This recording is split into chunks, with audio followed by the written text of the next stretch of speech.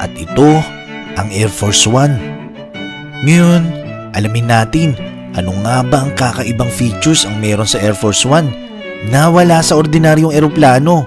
Huwag na natin patagalin, simulan na natin. Sa number 10, ang Air Force One ay nuclear proof.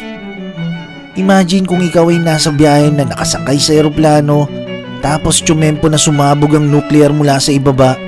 Siyempre kung ikaw ay ordinaryong mamamayan lang na bumabiyahe, kakabahan ka talaga ng bongga. Pero kung ikaw ay presidente ng United States na bumabiyahe na nakasakay sa eroplano at nangyari ang ganong hindi inaasahang pangyayari, malamang sasayawan mo lang ang nagpasabog nun.